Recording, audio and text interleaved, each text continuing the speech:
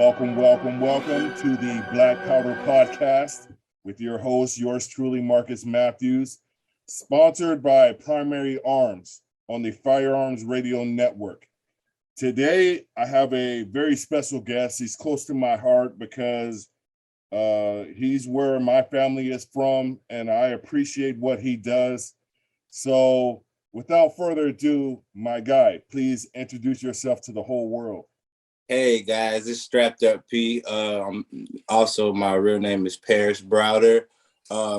So basically, a little about myself. I'm a new two-way guy, and over the last few years living down in the South in Mobile, Alabama, it's just become extremely violent. So, I took it upon myself to, educate myself on firearms and weapons.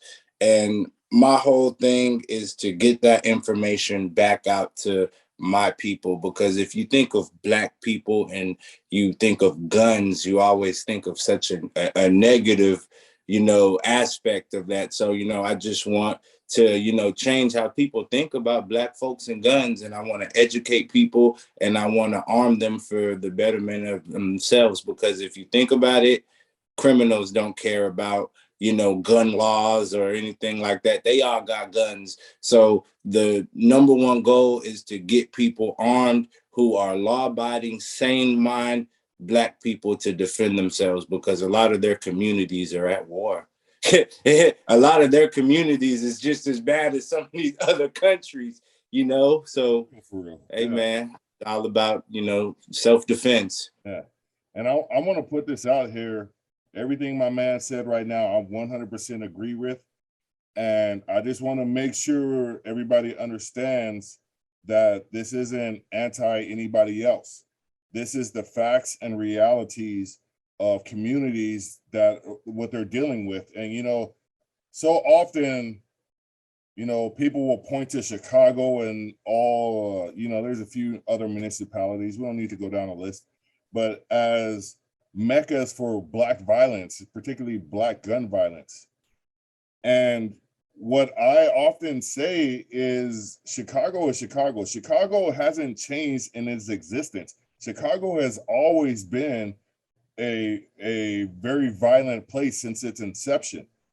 But what we're trying to do, like you said, we're trying to present an image and a knowledge base to fellow Black people, because there's a need. There's stuff missing in the Black community as far as knowledge of firearms, because I'll put this out there. I firmly and 100% believe crime gets stopped when crime gets popped. So yeah. If you're in a Black community, and it will be Black on Black crime, percentage-wise, the most likely thing, if you're able to present this message to our people, because our people need to understand this message, that we need to defend ourselves from everybody, and that includes you. So if you're a Black person looking to victimize Black people, I think part of the solution is to arm. I hate this term law-abiding. I say it's your natural human right to exist. So if you are in the right situation where you're forced to defend yourself, I don't think law-abiding is relevant. You know what I mean? It's about survival at that point. Yeah. I mean, you got to think about it. In the Black communities, the only thing they talk about is getting guns out of people's hands. And they're never trying to put guns in the good people's hands. They're just trying to take guns away from all of us. And see, you put yourself at a disadvantage if you take your guns away, because then, it's not. Some people would never have to use a gun, but they always say that you're better, with it than without it.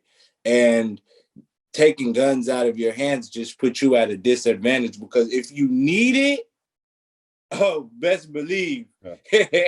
it's gonna be a bad situation if you ain't got it and you need it. You know, so it's always better to have one. But having a gun is just half the battle. You have to be aware. You have to know what's going on. You have to, you know, have acquired the skill of getting your gun ready out of your holster on target. You know, all of that is a lot more difficult than it sounds, you know. So training is a part of that. You can't just get a gun if you don't train, you know. So Yeah, and it's that's one of the things when I first came upon you on Instagram, that was one of the things that stood out to me about you is you're constantly out there working. You're constantly trying to improve on on certain skills throughout the process of self-defense, from driving in your car to at home, you know, various times. And that's what I used to shoot IDPA. And, you know, the first scenario I went through is actually barbecuing. You were out there with a barbecue grill and you have yeah, to pull.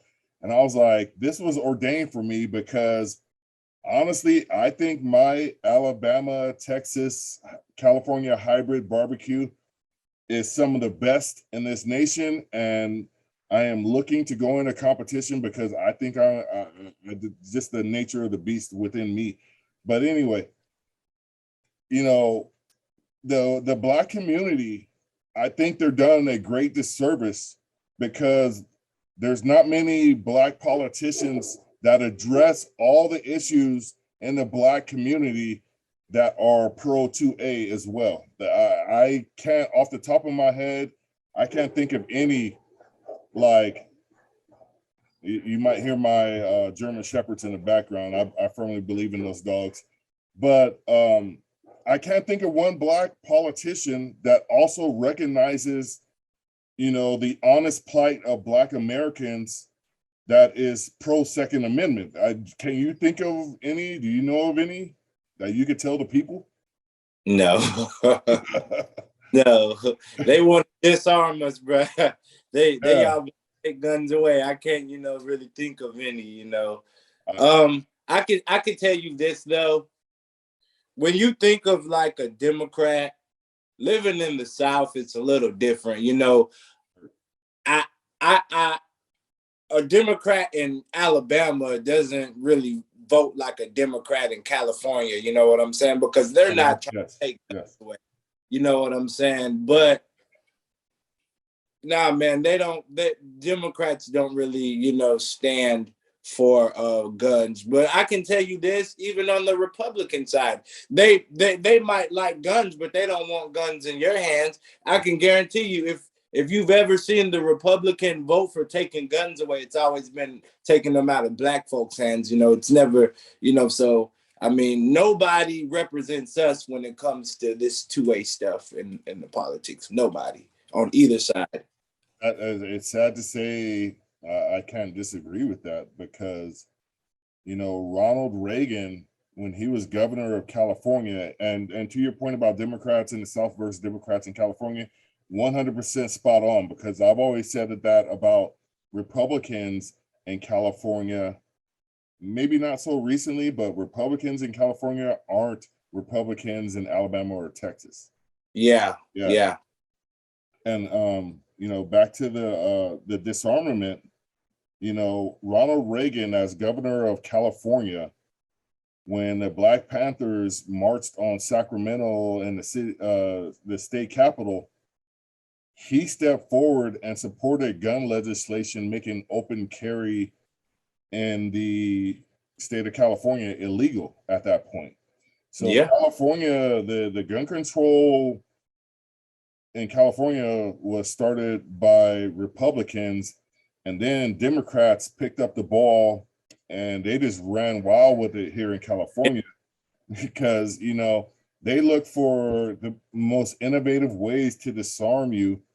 And, you know, I don't know if people understand what we're talking about as far as the judicial system and how they take stuff away. When laws are written and then codified by governor, president, or whatever, they're enforced in disproportionate numbers against darker segments of our society. You know what I'll say it like that. Yeah. See, I think a lot of people don't realize that for most crimes, it's always up to the officer's discretion on whether he wants to arrest you or not. You know what I'm saying? So, you know, a lot of the crimes that happen, especially those lower level crimes and stuff, you know, they, oh, well, you know, okay, well, just don't do it again, you know, and they'll send little Johnny on the way. But, you know, Jeremy, he gonna get jammed up for that, you know. So yeah, that's just how it goes. A lot of them, they just to the discretion. You know, because a lot of people like to use stats like Ben Shapiro. He likes to use stats on crime and whatnot. But there's a stat that you never hear a guy like him say. And that's, you know, for instance, with the war on drugs, depending on where you're at in the United States of America, and preface that with the fact that blacks and whites do drugs at very similar clips, with whites like 0.1% more in drug usage in the population. But when it comes to the judicial system, you're 4 to 10 times more likely, depending on your jurisdiction, to be arrested for a drug charge than a white person. Yeah. And so what can we extrapolate from numbers like that? It has to be there is an unjust system at work that is putting people. And when you look at crime in general in the United States, you know, I'm not being outrageous to say, like, the vast majority of crime in the United States is drug related. Whether it be stealing or whatever to get drugs, or actual drug possession and all of that stuff. You factor out the war on drugs and crime in the United States, we immediately drop off the #1 list as far as incarceration and everything else. We immediately start sinking, because I calculated at one time roughly 70% of people incarcerated in the United States, or as far as black people, is drug related. Yeah. And imagine a world, if you would, imagine a world where we understood the true meaning and definition of the war on drugs and how it's prosecuted. Imagine a world where that didn't exist, going on the 4th generation now. When you look at the plight of the black community, the war on drugs literally has destroyed, since Nixon and his accomplices, one of whom admitted to, you know, the war on drugs was an extension of Jim Crow. Yeah. So when you look at that from 1970, whatever it was, and here we are almost 50 years later, the generations of people that have been caught in the system and had their literal lives destroyed. Then you talk about, look at the crime in Chicago. You know, that's when you're not being honest. And you can't expect people that actually know relevant facts to view you as an ally in this great battle for liberty that mankind is striving to achieve. Right. And that's where I want to ask you, where do you think the Second Amendment, and I'm not even going to say the Second Amendment and America in general, I know you guys just got quote unquote constitutional carry. And, you know, I like the concept of that. I hate the name, but I saw Alabama is now a quote unquote constitutional carry, because I firmly believe self-defense is a God-given right. Whatever your higher power, whatever it is, whether you just believe in the Big Bang, whatever, you have a right from your first heartbeat to defend yourself. And that's just my own personal belief, but I firmly believe everybody has the right to defend themselves. So I just want to reiterate that. But where do you see America and that that natural born right? Where do you see America and that going right now? Man, you know, one thing that I found very crazy is half of America now, is at the point where you don't have to have a permit to carry a firearm concealed and hidden. So, but those are all red states though, man. So, I it's weird, but regardless of what they call it, it's always fine print in there. You can still go to jail for having a gun. Yeah, You know what I'm saying? yeah. I So know a lot of people who probably will. yeah, Yeah. yeah. So I guess one thing that people need to know is if you're a felon, you still can't have a gun. So regardless of a permit, you still can't. And then so with these permits, the permit helps you to be able to travel to other states that reciprocate the gun rights of Alabama in that states. So if you don't have a permit and say you're in Alabama and you want to travel to Florida, you have to have a permit to enter Florida if you're another state resident, you're going to go to jail. So you travel to Florida and you have an Alabama, permit, you good. But if you live in Alabama, you're a resident and you decide to travel to Florida and you don't have that permit, you're subject to be arrested because now you're violating Florida law because you're not permitted to carry inside of Florida. You know what I'm saying? So that's just a common, misconception. Hey, I want to let you know something. That was one of the most profound assessments of quote unquote constitutional carry that I've heard thus far, because you hit the nail with a shotgun.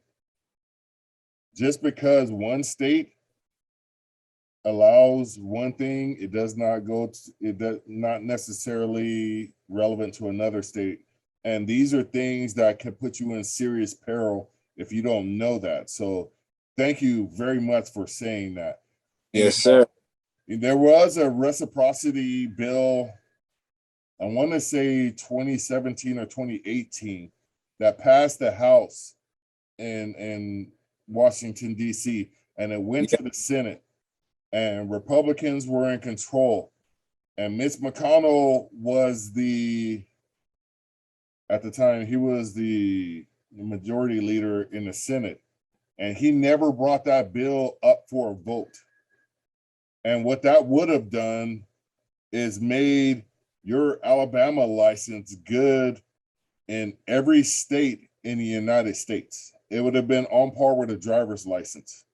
yeah, But they never brought that to the vote because I forgot their lead. I think they had a 55 to whatever lead. yeah, And they couldn't get 60 votes to get it forward. That's one of the excuses I heard. But that left me pissed off because that was, for me, that's what I was hinging my either support or non-support of the Trump administration. I was yeah, going to see what he was, if what he was willing to do. And then Mitch McConnell also said he does things at the president's directive. And right, that vote never happened. And right, getting it past the House was the hard part. Getting it right, through the Senate potentially should have been the easy part, but that never happened. And right. so now there's a case out of New York that the Supreme Court heard arguments for back in, I believe it was November, that is due to be ruled on in June, early July, that would make because I live in California, and California is a May issue state. Yeah, Yeah. So we don't necessarily get the right to defend ourselves in a state like California. And I want to touch on one point real quick to the whole people. This is a bigger message. Government doesn't give you rights. It only takes them away because you are born with all your rights, and that's what government does. At any rate, so California is a May issue, and it depends on the county you live in. I live in a county where they're pretty liberal with CCWs, but a yeah, county like Los Angeles or San Francisco County, whatever, they just simply don't issue. You either have to grease somebody's pockets, or you have to be a person that deals in straight. I mean, it's so strict. Not even people that deal in straight cash and jewels oftentimes get their CCWs in California. So What? that's no, not they have to. You have to present a overbearing amount of evidence to get your CCWs in the blue counties in California. I live in a purple county, and it's more bluish than purplish if you look at the electoral map. But like the northern counties in California, because it's an immense state, it stretches almost the whole Pacific Ocean side of the United States. Yeah. There's rural counties where the sheriffs they have to give people CCWs because they actually have like 3 to 4 officers, and the sheriffs know that their response time will be extremely lagging. So yeah, in California, you have to show good cause, but with the Supreme Court case that's due to be ruled on, and if it's ruled correctly, that may issue would be deemed unconstitutional, and everybody in the United States will go to shall issue. And so I'm undoubtedly the state of California is going to create as many hoops as possible Yeah. to prevent people from getting it. And for me, the scary thing about it for me as a black man is I think about Philando Castile. Yeah. He He did had everything. He did everything right. Yeah. And You know? I know somebody mentioned to me that they do training and stuff. They told me that cops train for everything on how to deal with a person with a weapon, except dealing with people that have their CCWs. And they don't understand that typically if you have your CCW, you've gone through a rigorous background check, qualifications, and everything else, interviews. And I know that's what they do here in California, but you go through all of that, and you should be afforded. I'm not saying cops should let their guard down, but you should be afforded some credit that you were forthwith in presenting your credentials and everything you did to make sure you were within the law. But they should respect that, because typically a person with the CCW is not going to go look for trouble, but has the capability to respond to trouble. So should that arise. Yeah. Having your firearm, your concealed carry weapon, is all about the response. That's why you have it. You don't have it to go out and hurt people or hunt people down. You have it to respond to the situation right in front of you. At that moment. That's why you have it. Yeah. But that's one thing, like I was saying earlier, government doesn't give you your natural born rights. Throughout history, only thing government has done is remove those natural born rights from you. They've removed your ability to defend yourself by restricting what firearms you can own to defend yourself. Yeah. And the whole concept of this nation was supposed to be different than what had happened in the world for thousands of years prior to that. When the Europeans came here and did what they did, they supposedly were going to set up this union that would ensure everybody's natural born rights. But I can't say I would want to live somewhere else, because I don't know of too many other countries that allow you to own firearms to the extent, I will just say, to the extent that Texas lets you own firearms. Hey man, Texas is Yeah, they, Texas they, off they, the chain. they do it in there, Texas, boy. They don't play around. I was born in Dallas, but Oh. I can't call myself a Texan because I've been here almost in California almost all my life. But yeah, I went to a wedding in Texas, and this guy had enough guns in his truck to arm a platoon. Yeah. And I was like, okay, I don't have so much anxiety being here, knowing that a person that's here in the wedding party with me has enough firepower to fight off a zombie apocalypse for a couple days. Yeah. And I was just weirded out by that, but that's all good. Now, what goes on in Mobile, Alabama these days that truly brought you to this this moment in your life where you needed to make sure you trained and got yourself ready? The last few years, well, first off, and some people take this the wrong way, but it is what it is. I lived during the Trump era.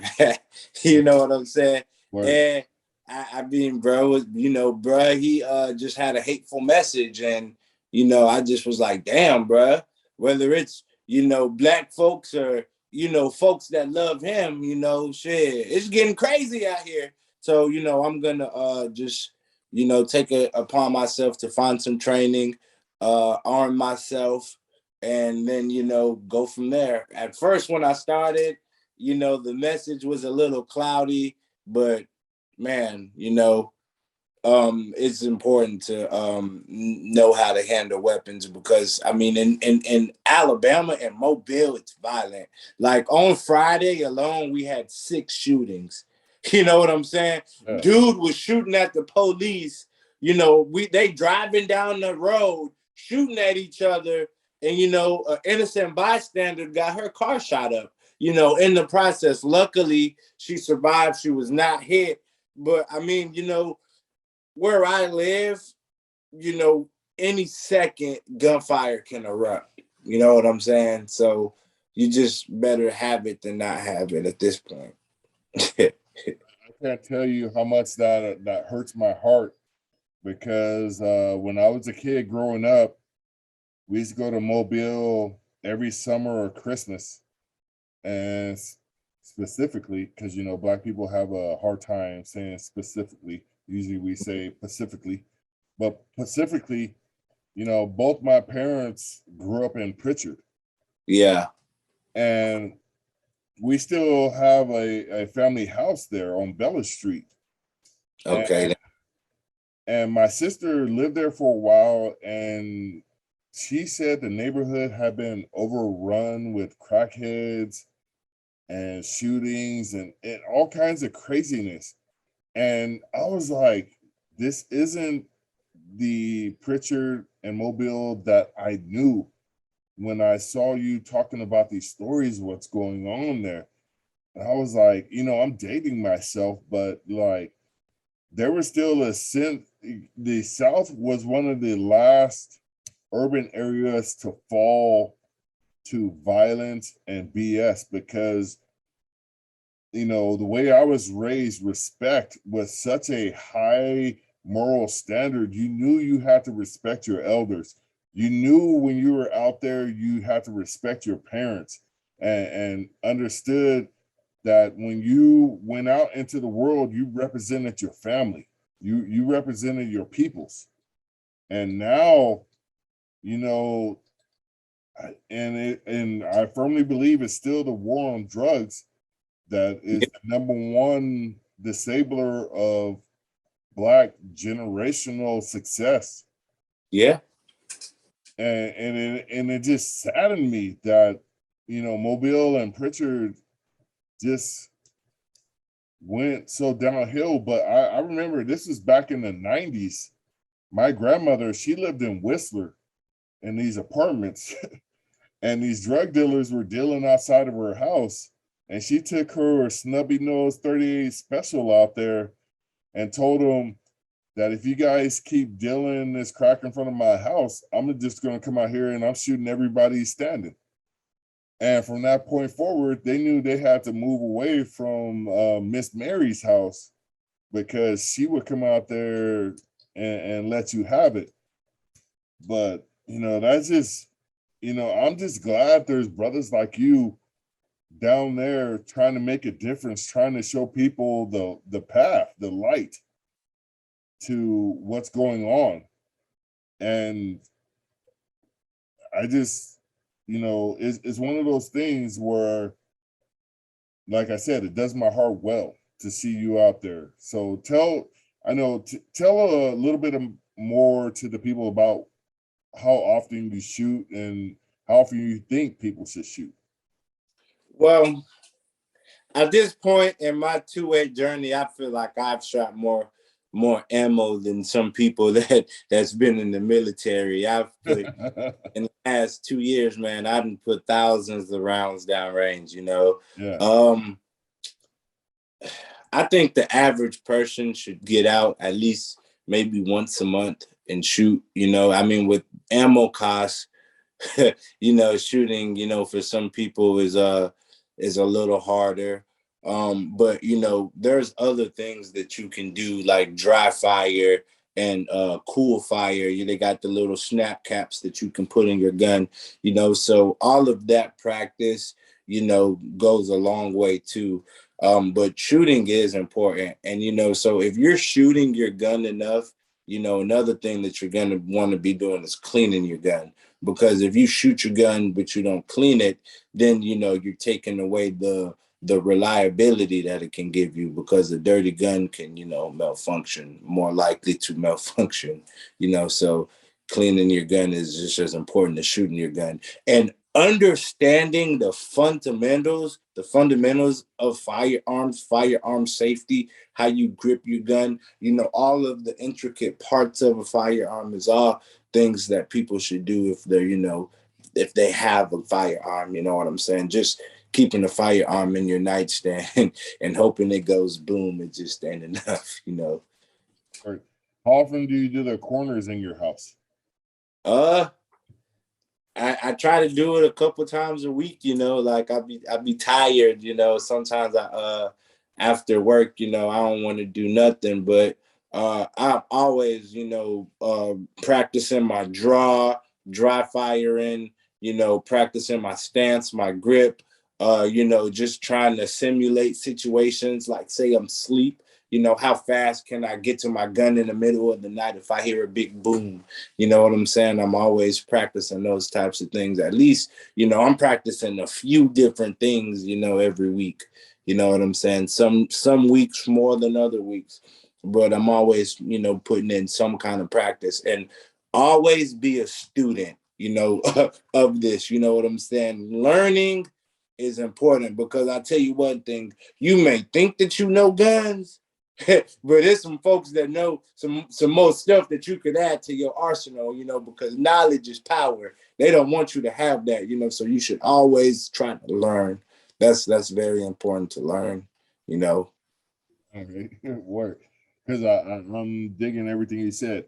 Now, I always ask people this when we start winding down the segment, but if we were to hop in your ride right now and you turn it on, what are we hearing on the radio? uh right now I be listening to like a dude from Mississippi named Big Walk Dog. He's pretty hard. Yeah. I ain't gonna lie to you. I like NBA Young Boy. I be listening to Young Boy. Oh, Yeah. that's dope. Yeah, Yeah, because but a lot of folks, they take this rap thing too serious. At the end of the day, it's just entertainment. And, some folks try to live by what NBA Youngboy says and does, and I don't condone that, but if we talking lyrics, yeah, I like him. I like him. and that's the stupidity, and that's Yeah, where our educational system has failed a lot of people. Well, yeah, and because we don't really teach critical thinking anymore to kids. And yeah, when I grew up in the hip hop era of the golden era. Well, I like to call it, no, it is the golden era of the 90s. That's where I grew up listening to hip hop, like Wu-Tang Clan, Tribe Called Quest, stuff like that. yeah, And a lot of those groups, NWA and the like, and everything that spawned off of that, they talked about violence and things like that. but it really wasn't taken to the extent that it is now, as far as how hip hop goes, where these cloud chasers are out there trying to kill people for the recognition. Yeah. And that's sad. And then, combined with the fact that a lot of these fools don't understand prescription drugs is a whole different ball game, that are dying from ODing and shit like that, all fentanyl Yeah. and all this stuff. This generation of rappers is lost. It's all about clout and money versus skill and passion. And Yeah. a lot of these dudes, I just read about some kid from Miami this past weekend that got smoked, and he just got out of jail for doing some stuff. And I'm like, do I feel sorry for him? And that's what I struggle with these days. Do I actually feel sorry for these fools getting smoked, but they're out there doing dumb shit? A lot of these kids now don't have no guidance, man. And like I can say for my city, a lot of folks don't have guidance. A lot of folks don't have no hope, and there's no love, you know what I'm saying? So, if they grew up, feeling those types of things in their home, when they get older, they're gonna bring those things out into the community, and it just, it's a recipe for disaster. You were just talking about a kid that got smoked, man. It was on Friday. It was a double murder, and a 19-year-old and a 16-year-old was shot to death, and that's normal. It's sad that I say that that's normal, but it'll bring a tear to my eye talking about it. But that's normal, man. A 14-year-old boy getting shot in Mobile, Alabama. It's just a regular thing. It happens, man, and it's so sad. It destroys me because I do what I do for a living. I do because I want to get back to my community where I live, and that was the first and foremost thought behind me applying for the job that I have, was to be able to get back to these kids. And for me to hear about these young people that had everything in the world ahead of them dying because of some bullshit. And I know for a fact the vast majority of these kids that are out there committing crimes of this nature, thinking it's something that's going to give them all this short-term pleasure, it destroys me inside, because I know, like you were saying, they're coming from horrible homes. They're coming from people that never should have kids. Yeah.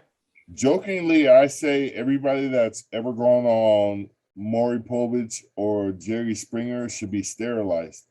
But in my heart, I actually believe that, because these people shouldn't be having kids.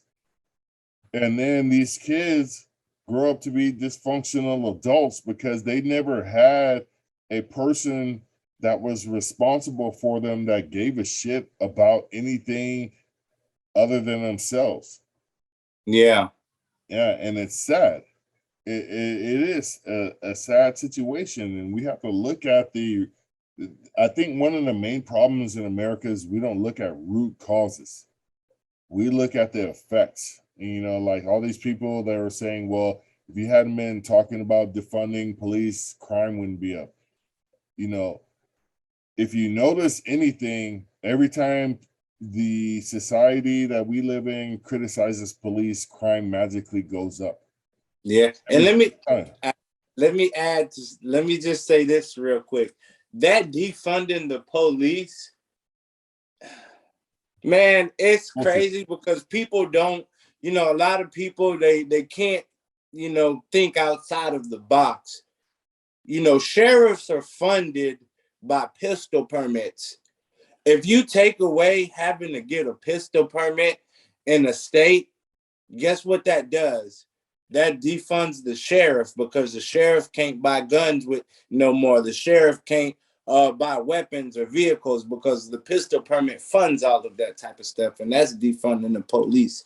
And that stuff be happening in red states. So defunding the police ain't necessarily just saying that we're not gonna give you money no more. You know what I'm saying? It just sometimes defunding the police is just saying that we're gonna take this money and give it to social workers, because mental health should go to social workers instead of calling the police. You know what I'm saying? So a lot of people be having that defund misconstrued and thinking that, oh, Democrats are the only ones talking about defund the police, while secretly Republicans do the same thing.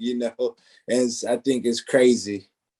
Only I don't believe in defunding. My father was a cop. My best friend of 30 plus years is a cop. I'm not anti-cop. Yeah. But the fact of the matter is, when your rights are violated and by the government, 98% of the time, the issue will be with police. Yeah. And I hear all these police say, we're not out here targeting Black people. We're not out here doing this to Black people specifically. If we did, it would be on the news every day. Well, number one, it is on the news every day. I read about it every day. Yeah, it's on the news every day. Number two, might not be in your city, but it's somewhere. If you really like had a wide net cast over the United States, it's on the news every day. Number two, I understand that 90% of interactions Black men have with police every day end in them not getting arrested or not getting killed. So that actually happens too.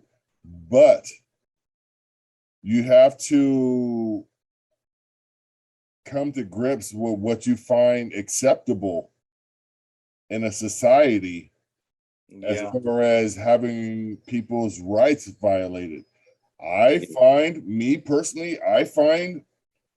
0 is the acceptable number of people's rights getting violated at any given time on any given day in the United States. That's the only number I find acceptable as far as people's interactions with police where their rights get violated. I mean, I can't think of anything that I think is a reason to get your rights violated. I just there is no logical. There's nothing in this world, unless you're a rapist. Unless you're a rapist. Yeah, at that point you've violated somebody's I can't think of nothing else. No, because as far as rapists go, if the police and you brought an interesting point, because I say to people, nobody protests when police catch a rapist, a child molester, somebody who broke into somebody's house, beat their grandma up and stole her pension. Nobody protests any of that shit.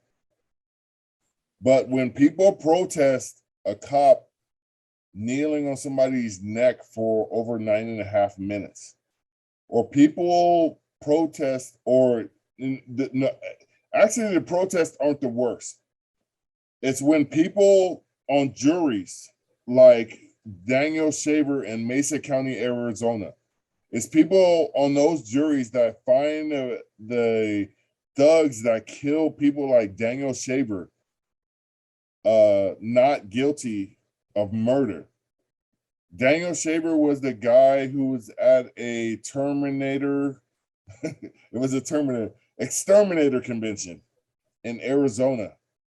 And he was showing somebody an air rifle, and somebody passing by on the street said a guy had an assault weapon on his balcony. And didn't say the guy was pointing a weapon at anybody, didn't say the guy shot at anybody. And Arizona is an open carry state. And Daniel Shaver, the cops went to his hotel room, knocked on the door, pulled him out. Dude was wearing basketball shorts. Anybody who knows or has ever worn basketball shorts knows it's a drawstring. Yeah. So average pistol is 4.5 pounds, 4 to 4.5 pounds. No drawstring. It would have been cutting off his circulation if he had that drawstring tight enough to conceal a pistol in those basketball shorts. Yeah. But when he reached to pull up his shorts, a cop with an AR-15 shot him and killed him. Was that the guy who was crawling? Yes, he was crawling on his hands and knees. I know the story. Yeah, And the cop was giving him all kinds of commands, like crawl, no, lift this arm, do that. It was crazy. 2 to 3 different cops giving him two to three different commands. Yeah. And he was shot and murdered. Yeah. And when you let these tyrants, and this is the funny thing that, and I push this into COVID. When you let a government, they don't what Americans don't understand is precedent. When you let a government kill your fellow citizen, and you can have reasonable doubt by the fact that this dude was crawling on his hands and knees crying, saying, I don't want to die, I don't want to die, with basketball shorts, and you don't have a critical thinking ability to know the probability of him having a firearm when it was reported he had an assault weapon crawling on his hands and knees, and you don't have the critical thinking ability to realize the probability of this guy having a weapon is less than 10%. Yet you find the government not guilty of murdering this guy because they were doing this job and they had to make split second decisions. And like I said, that's what scares me about everybody being able to get a CCW. Yeah. I think, people shouldn't overlook the fact that they need to educate themselves on the gun when they get one, and they need to train with it. Don't just go out and get one and, think you're good. But then again, not everybody should even, have a gun. Like in our honest opinion, there's a few people I can think of off the top of my head where like, oh man, this pistol permit stuff, I don't think they need a gun though. You know what I'm saying? And that's just. Yeah, I'm 100% pro liberty, pro gun. And there are some people I would prefer if they didn't have it. And definitely. There's Yes, people that aren't of right mind and body that would properly use a firearm. And that's very difficult to say in the 2A community because the 2A community is very absolutist, and the ability for people to own firearms. And like, I don't know if I would want people to have recreational nuclear weapons. Yeah. I know I would be, me personally, and I can only speak for me. I would be fine with owning a recreational nuclear weapon because I know I wouldn't use it unless I absolutely have had to. And that is in no obvious manner a actual probability of me actually owning a nuclear weapon. But I can say that if I did, I would not use it in an offensive fashion. I would only use it in case, Micronesia invaded California. Then I would I would use my nuclear weapon against Micronesia. And that's, yeah. So let me ask you something, and this is in closing. I like to ask people about billionaire wars. And so let's say the Second Amendment in the United States was limitless, and you can afford any weapon system that you can afford. Like if you're Bill Gates, you can afford Minuteman missiles. You can afford B-2 stealth bombers. You could do a lot of things. if you were a billionaire. Take into account all the billionaires you know and love. I say that lightly, but all the billionaires in the United States, if they decided to declare war on each other, who would be the billionaire that would eventually come to success and power and victory? I feel it would be Elon Musk. Mm. He tech savvy, man. He got too much tech, man. He got too much tech. He out there in Ukraine giving them internet while another country took it away, man. I just want to put this out there. Fuck Ukraine, fuck Russia. But Elon Musk yeah. Hey, let them folks do what they do. We need to stay over here, cuz. So I want them to stop calling it World War III. I want them to call it European War III, because nobody in Africa, you know, they're not fucking with y'all. South America is not fucking with y'all. Asia is not fucking with y'all. You know, if y'all need to get down, get down. Just don't include everybody else in it. Let them folks fight it out, man. Let them fight it out, man.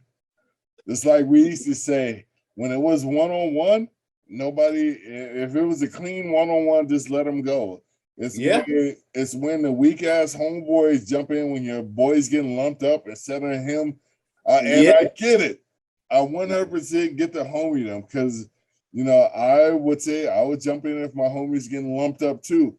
But we need to recognize these people been doing this for a minute. So it's like homie on homie fights. And those are different. Give you a good point of this Ukraine-Russia stuff. This is why firearms are so important. See, a lot of people don't go back and look at history. Ukraine before 1994 was the third biggest nuclear power in the world. You know what they did? They gave up when the Soviet Union broke up in 1991. They signed a treaty. I forget the name. It's some weird ass name, but the Ukraine signed a treaty saying that Europe, America, and Russia would always protect it from an invasion if they gave up their nuclear arms. Almost like the same kind of treaty that Japan signed. Because, you know, Japan don't really have no military like that no more. They building it back up, but, you know, they got wiped out. So, you know, it's so important to be armed and ready, because, you know, it would be different if Ukraine still had nuclear weapons. you know, that's what you don't do. You don't go into a country that has nukes, because now you risking potential getting your country blown up, you know. So that is that arming yourself and giving. They took guns away from the citizens. The citizens ain't really have guns. They had to start handing guns out when Russia invaded. You know, that it wouldn't go like that in America.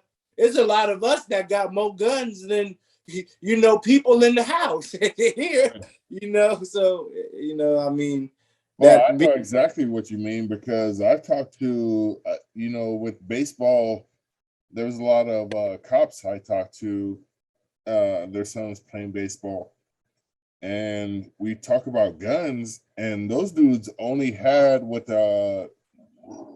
excuse me, that burp was brought to you by Swami IPA. At any rate, Pizza Port Brewery. Anyway, I talked to them about guns, and they only had the guns that were issued to them, and I was like, "Yo, you don't have a long distance rifle?" They're like, "No." "You don't have a shotgun?" They're like, "No." "You don't have a sporting rifle?" They're like, "No." And all they had was the pistol, and I was like, "Man, you know, you're very limited in your actions." And it's amazing to me the fact that all these cops out here were so, you know, like the biggest law enforcement agency in the nation is LA County.